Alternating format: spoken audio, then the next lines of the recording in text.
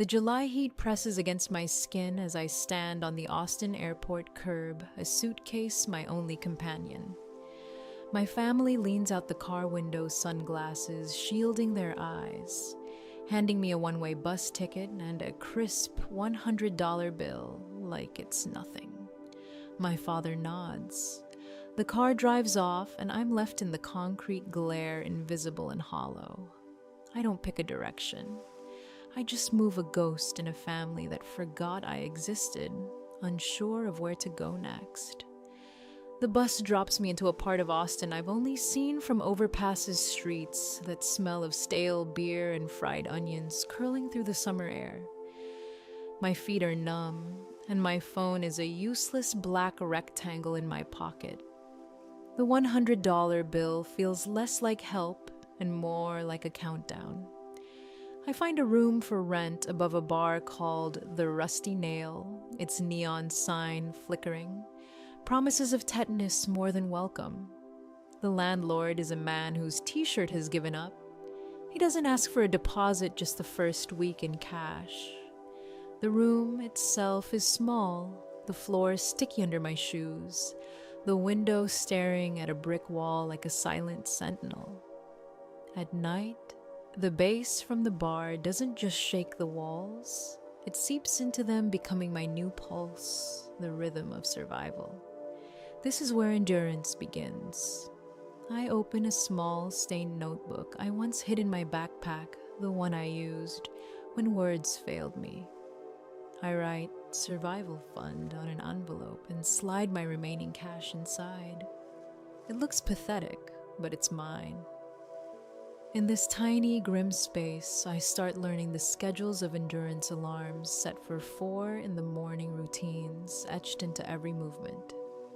Every small task, from keeping the sticky floor under my control to counting every dollar, becomes a lesson in persistence. I realize that survival isn't heroic. It's quiet, messy, and insistent. And in that quiet, I begin to notice tiny victories, a lock that works, a roof over my head, a place that's just enough. The flickering lights, the hum of the bar below, the distant shouting of late-night patrons. It all becomes a backdrop to the first breaths of my independence. I feel a hollow sort of pride in the smallness of it all. This is where I start, where my life's contours take shape, not in comfort, but in grit. I begin to understand that finding a safe space, however modest, is a kind of victory. That even in sticky floors and flickering lights, there's a thread of control I can grasp, and it's enough to keep moving forward. My days start before the city even yawns. 4 a.m. alarms, stiff limbs, and the faint smell of old coffee lingering from last night. I pull on my apron for the coffee shop where I learned to steam milk until it sings, to force a smile at people who barely glance at me, to say, "Have a great day," like I mean it even when my body trembles with exhaustion. The burnt coffee and fake vanilla cling to my skin, a constant reminder that I am visible only to myself. By noon, I swap uniforms for the hotel housekeeping shift, where showers and sheets become my landscape. The scent of other people's sleep hangs in the air, mixing with the faint perfume of the corridors, and my back, knees, and arms ache as I scrub, change, and organize. I move silently, a ghost among the corridors, unnoticed, my labor invisible, yet total. When night falls, I step into the bakery as a dishwasher where the air is thick with sugar, old sourdough, and bleach. Sheet pans clang, metal scrapers scrape my hands, become raw and my back stiff, yet I watch. I watch Paul, the night baker, his movements deliberate, precise, almost meditative. I learn from him in silence how he scores the dough, how he pipes icing, how focus can be a form of art. He never speaks to me yet. His presence teaches me a quiet mentorship through observation. At 2:30, I return to my room above the Rusty Nail. The bar downstairs has quieted, but the silence in my head is deafening. This is a loneliness that doesn't just make you feel alone. It renders you invisible, hollowed out. And yet in that hollow, I reach for my small, stained notebook. I draw a cake with impossible sugar flowers, delicate structures, layers of flavor imagined but never tasted. I design, I plan, I control something wholly mine in a life where so much is dictated by exhaustion and survival. Drawing becomes my rebellion against the fatigue, the invisible labor, the relentless hours. Each line, each curve is proof that I exist, that I am more than the work that wears me down. Amid the smells, the fatigue, the endless repetition, my notebook is my tether, a space where I can breathe, where I can carve out a sliver of self in the chaos.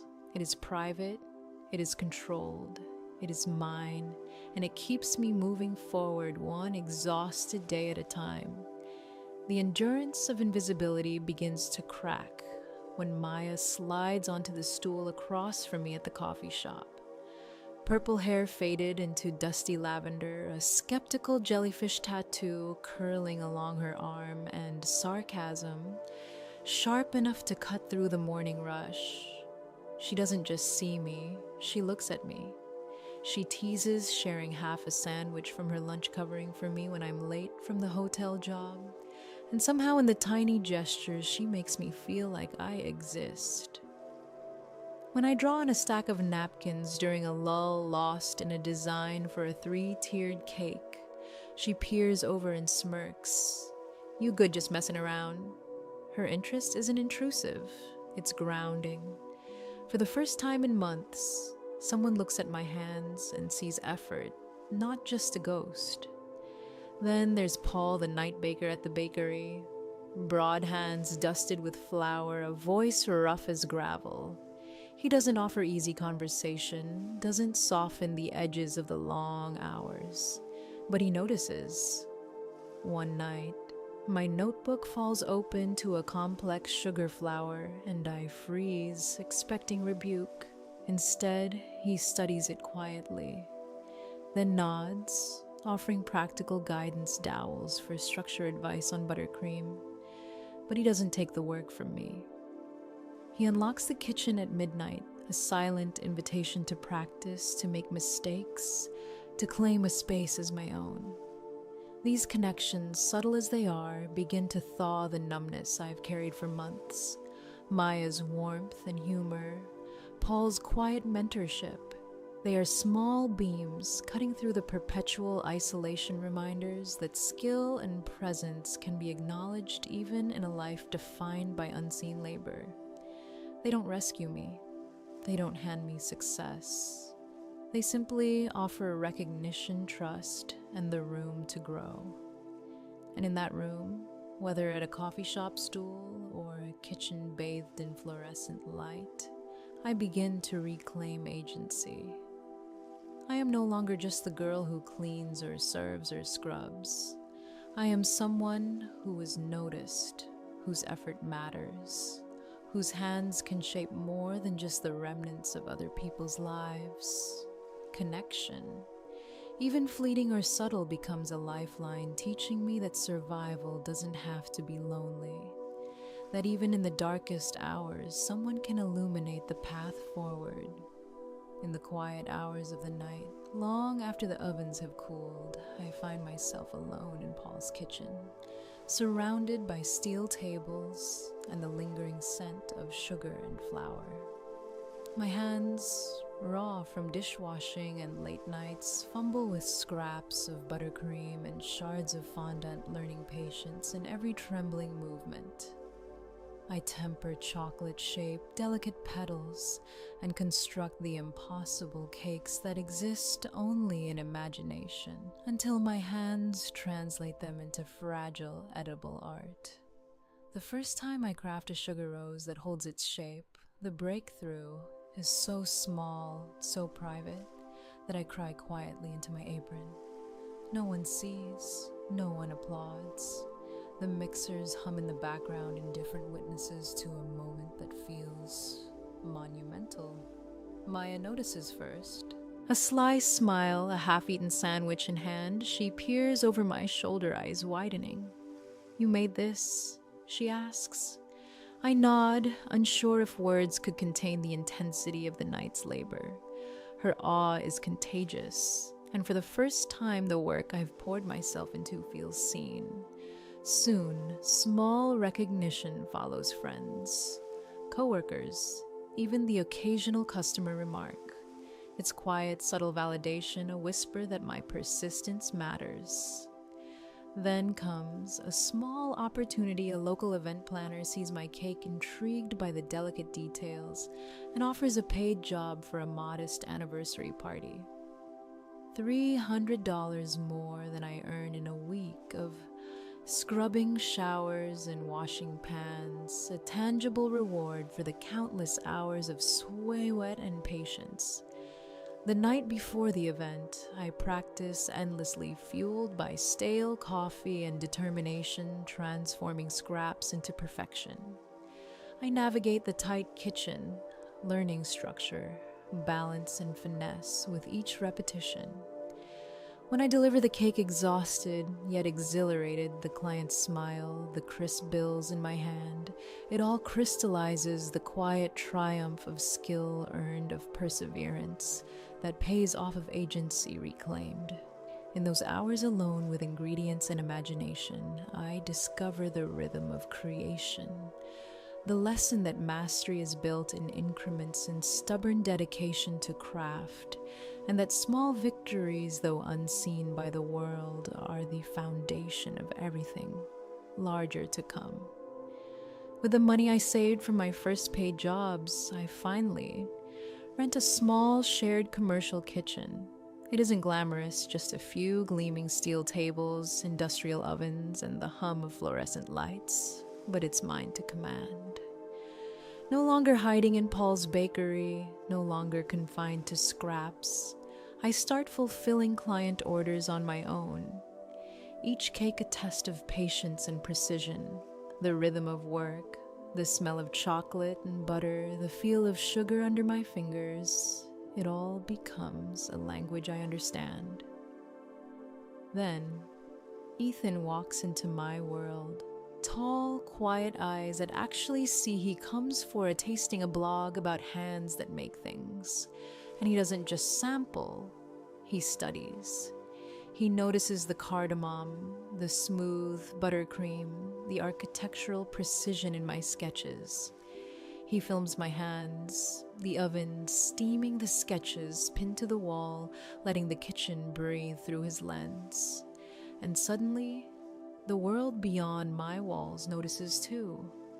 The post is shared, picked up by a national food account, and my inbox erupts. Orders pour in from places I've never been. Emails filled with praise and request validation I never expected. My heart races with disbelief. I had been invisible, a ghost, cleaning other people's messes, and now the recognition is overwhelming. Each notification, each order is a reminder that small, consistent actions, the early mornings, the late nights, the raw hands and aching back, have compounded into something tangible. I move from panic to cautious excitement, organizing schedules, measuring ingredients and taking calls. The chaos a sign of progress. It isn't effortless. It isn't instant. But it is proof that perseverance, skill, and the willingness to seize tiny opportunities can accumulate into something bigger. The steady drip of effort has become momentum, each cake, each client, each photograph building a bridge. From invisibility to presence. I feel the shift in my chest, the faint warmth of confidence, the knowledge that this is only the beginning. And in the quiet moments between orders, when the kitchen smells of sugar and yeast, I realize that progress isn't always dramatic. It's cumulative, subtle, and relentless. One small victory stacks upon another, and suddenly the life I've been carving out in shadows is no longer hidden. It's alive, moving, and expanding with every measured step I take. The email lands like a brick in my inbox, glossy and polished from my mother's firm. My name, the subject line. The invitation to a charity gala where my family's names shimmer on the event committee list. It all hits me with cold clarity.